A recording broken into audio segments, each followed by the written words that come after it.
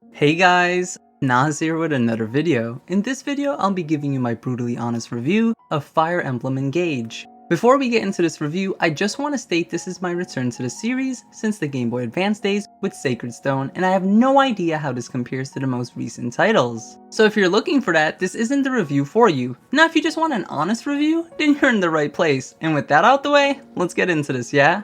We'll cover the story first since Three Houses was the last game and it was good according to the community. Unfortunately, Engage takes at least 3 steps backward. The dialogue is very cringe, and if you normally play JRPG games, then you know what you're in for. There's also a monologue phase for anyone, so they look the same whether they were supposed to be angry, sad, or excited, and it was just hard to be immersed with the cutscenes. There's also multiple holes in the story that made me question if the writer went back to make sure what they were writing was cohesive. I streamed my whole playthrough, and during that time I had chat tell me how good Three Houses was, so if you were hoping this would maintain the same level, it doesn't. When you're not progressing the main story, you get to socialize with your allies in the hub. Well, sort of. This is supposed to be us bonding during a swim,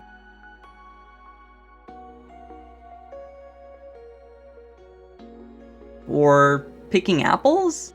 I thought this would be 2 units having a conversation so we could learn more about them, but instead it's just a little cutscene of them doing their individual thing, and it was rather disappointing. This is a prime example of social aspects in video games that I don't like. It takes away from the main game and is done so poorly that I would have rather have them not included at all. Persona 5 is another Switch title, but they did the social aspects right. Even Three Houses had a better one than this, so doing the bare minimum just to try to keep the standards failed very hard here, and it felt more like a chore rather than a relaxing time after a hard-fought battle. Speaking of battles, let's go over the main reason why I enjoyed this game. Before I go into this section, I just want to state this was played on Maddening Classic, which is the hardest difficulty, so some of what I'm about to state may not reflect the game if played on another difficulty. I'm a veteran in tactical games, so I wanted to test my knowledge even though I've been away from the series for over 2 decades. I was very pleasantly surprised with the core systems. First off, let's touch on the weapons. There's a weapon triangle where the sword beats the axe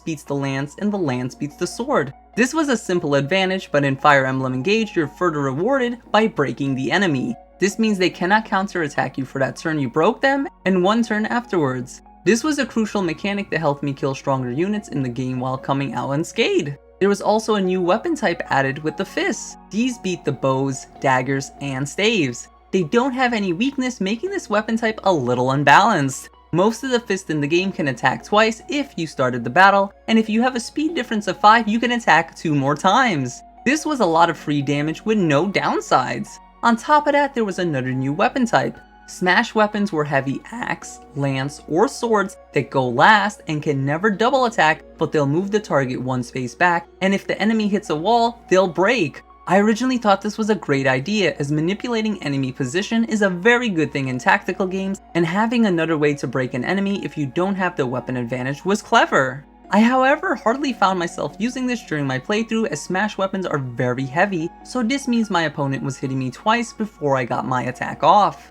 This also meant I was taking a lot of damage, and in some cases I would just die before I even attacked. The main reason you attack first on your turn is to mitigate the damage on the following turn, and this takes away from your initiative and puts you at a disadvantage on your own turn. Heavy weapons also have a very poor accuracy, meaning you can miss on top of all what was just said. This felt like an unbalanced and not fully thought out mechanic that mostly hurts the players.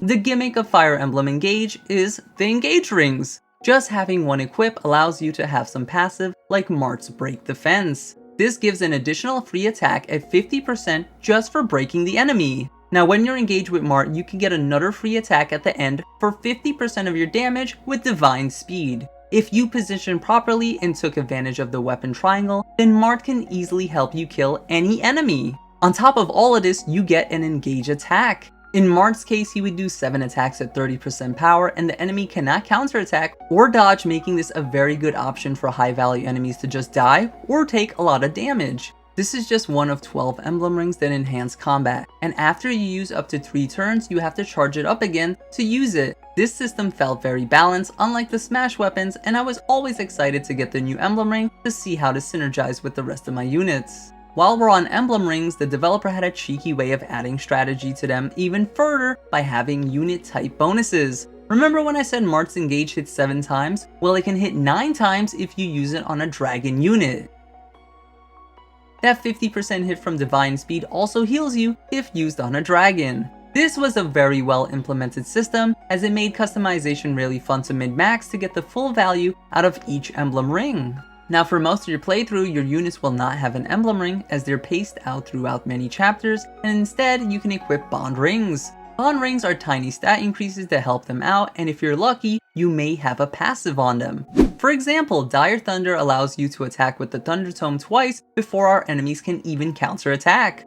Thunder is normally a 3-range attack that cannot follow up. This ring allows you to ignore that rule and gives you the initiative in combat. This saved me so hard in chapter 11, as that took me over 24 hours to complete with how hard it was. Bond rings were a lifesaver for me and a system I enjoyed manipulating. What do I mean by manipulating? This is originally believed to be a gacha system with in-game currency, but I messed around as soon as I unlocked it, and I found out it actually isn't. It's seeded to give you the same rings each time unless you enter a battle. There's a few videos on my channel containing the best bond rings you could get and how to manipulate them so you could save your precious bond fragments. While we touched on bond fragments, let's go over another feature they were used on. In the arena, you can use bond fragments to level up your emblem rings quickly to the desired level you want. This was very useful because on Maddening there were only a total of 4 skirmishes in my whole run. Skirmishes are optional battles that are there for you to level up your units so you can keep up with the difficulty of the story. Since there was a very limited amount, this made bonding with the emblems hard, but this system was helpful. Besides having the emblems at the level you want for their passives, you can inherit skills for a premium currency in the form of SP. SP is skill points, and these are tied to your experience. So every level you gain 100 SP, as each level is 100 experience needed to level up. Unfortunately, this system was poorly implemented because on Maddening, it was very hard to acquire any of the expensive skills. This is Maya Lear after 235 hours of playtime, and she only acquired 3,885 SP even though I deployed her on every single map. I used 3,000 to buy Lunar Brace and 500 to buy Perceptive Plus. What seemed like would have been a fun system ended up being just something nice to have, but never achievable as it was impossible to reach 4,000 to 5,000 skill points without using DLC.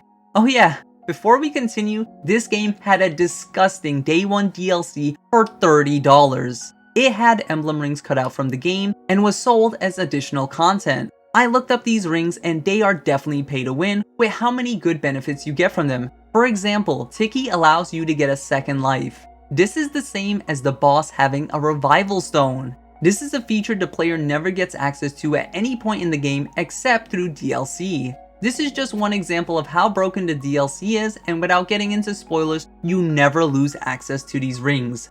I don't support DLC, especially when it's available before the retail game is even released? Let's get back to the game mechanics. At the thumbnail, you can refine your weapons to do more damage, have more accuracy, and other benefits. You can also engrave an emblem on your weapon to get the same benefits for a double dipping effect. Most engraves have a pro and con, so it was fun trying to balance this out.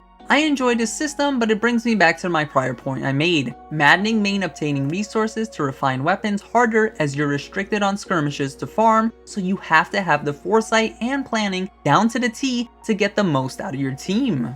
One last thing I'd like to bring up is the padding that was done in this game. You fight the 4 hounds, which are the main villains, for more than 60% of the game. The constant repeat of the same bosses felt so lazily done and dragged the game out to meet whatever playtime the developers were aiming for. After chapter 18, I was tired and fed up of it. At this point in the game, they artificially made the game harder by just spawning waves and waves of reinforcements. The enemies at this point in the game has so much stats that I die in 3 hits, and I need at least 4 units just to kill one of them. It's a shame they went down this route, as the game would have been better with just 20 chapters, as the last 4 actually had a gimmick that made the game harder without the constant need of reinforcements.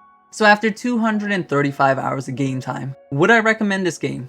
No, I wouldn't, because this is one of those games that lasted so long that instead of wanting more, I couldn't wait to finish it. I did enjoy the combat system, however, so if you're really looking for a tactical game, then consider getting this. But for anyone hoping this was anywhere next to 3 houses, please go spend your money elsewhere, as Fire Emblem Engage gets a 6 out of 10. Don't forget, if this video brought you value, please leave a like and consider subscribing to see more, as I play a wide array of RPG games and I break them down just like this. Until the next video, I'll see ya!